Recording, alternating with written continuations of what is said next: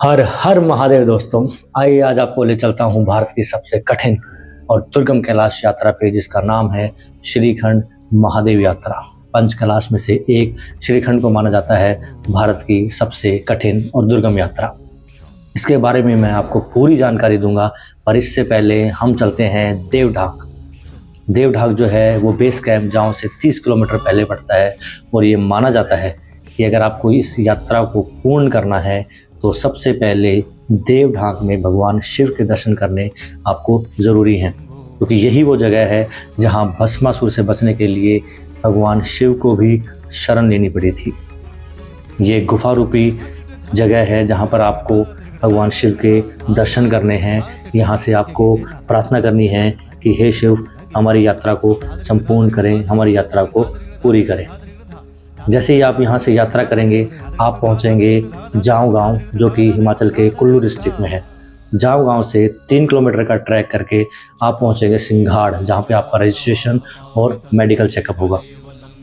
जैसे कि ये यात्रा सिर्फ साल में 15 दिन ही खुलती है, सावन के महीने में, तो आपको मेंटली और फिजिकली पूरा फिट होना पड़ेगा। यात्रा शुरू होती है भराटी नाले से होते हुए थाचुर की ओर, जो कि है 9 से 10 किलोमीटर, जिसको पूरा करने में आपको लग जाएंगे करीब 12 घंटे। सुबह अगर आप चलोगे बेस कैंप से तो आप शाम तक और अंधेरा होने तक ही आप थाचुर पहुँचेंगे, जहाँ से आपको पहले दर्शन होंगे श्रीखंड के, जहाँ आरती भी होती है। थाचुर के बारे में ये है फेमस है कि लोग बोलते हैं कि जिसने थाचुर कर लिया वो महादेव श्रीखंड महादेव यात्रा भी पूरी कर लेगा। और ये यात्रा आपका दम निकालने के लिए काफ़ी ऊपर से थाचुर की जो चढ़ाई है वो पूरी इंक्लाइन है। ये पूरे 9-10 किलोमीटर जो है आपको चढ़ना ही चढ़ना है। कहाँ भी, जैसे हम लोग बोलते हैं कि कहीं भी उतराई नहीं आएगी, सिर्फ चढ़ाई ही चढ़ाई है। ऊपर से जो बैकपैक है उसने रास्ते को और मुश्किल कर दिया था, और ऊपर से सावन का महीना है तो बीच में कभी बारिश, कभी बूंदाबांदी, उससे स्लिपरी पूरा रास्ता हो रखा था। ऊपर से कभी ह्यूमिडिटी, रेनकोट पहन रखा था। लेकिन आपको अगर दर्शन करने हैं कैलाश के तो इन सबको आपको त्यागना पड़ेगा, क्योंकि अगर शिव के दर्शन करने हैं तो वो रास्ता कभी भी आसान हो ही नहीं सकता। हर हर महादेव के नारे लगाते हुए, जयकारे लगाते हुए हम सब चल पड़े। थाचुर चक का जो रास्ता है वो भी बहुत ही खूबसूरत है। आप जंगलों के बीच में पिन ड्रॉप साइलेंस, कोई यहाँ आवाज़ नहीं, कोई कुछ नहीं, इतना साइलेंस, मज़ा आता है। प्योर हवा है, पूरी साफ़ सफाई है। कुछ लोग हैं जो यहाँ गंदगी फैलाते हैं, तो उनसे मैं प्रार्थना करूँगा कि जब भी आप पहाड़ों पे या तीर्थ स्थलों पे जाए वहाँ कोई भी कूड़ा ना फैलाएं। चाहे आप अपने जेब में ही डाल लें या आप कोई भी पॉलीथीन साथ में ले जाएँ, उसमें आप इकट्ठा करते रहें। अब आइए आते हैं इसके कहानी के पीछे। जैसे कि आप जानते हैं कि 5 कैलाश हैं हमारे भारत में।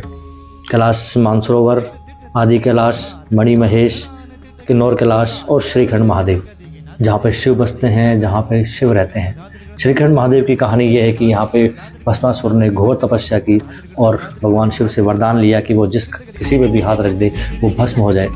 भगवान शिव ने उसको वरदान दिया, और वरदान पाते ही भस्मासुर ने शिव के ऊपर ही हाथ रखना चाहा।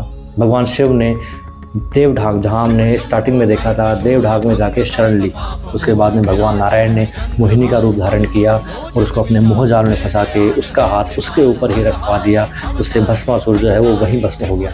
तो श्रीखंड महादेव यात्रा की जो कहानी है वो भस्मासुर से भी जुड़ी है। और आज भी कहते हैं कि भीम द्वार में लाल कलर का पानी निकलता रहता है, जिसको बोलते हैं कि ये भस्मासुर का रक्त है।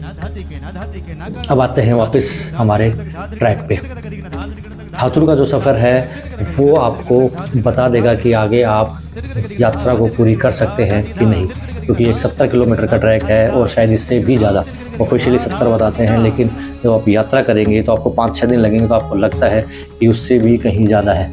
और इससे सुंदर और इससे कठिन कुछ भी नहीं है। और सबको मैं यही कहूँगा कि आप अगर शिव भक्त हो तो आप इस यात्रा को ज़रूर करें, क्योंकि ये यात्रा आपको ज़िंदगी में कभी भी नहीं भूल पाओगे इस यात्रा को, क्योंकि ये जितनी कठिन है उतनी ही सुंदर है। तो हर हर महादेव के नारे और जयकारे लगाते हुए हम चल पड़े अपने पहले पड़ाव के ओर, जो कि है थाचुर। और थाचुर से तो अभी रास्ता जो है वो और भी कठिन होने वाला था, पर जब मन में जब शिव भक्ति है, मन में जब शिव को देखने की लालसा है, तो आप रुकेंगे नहीं। और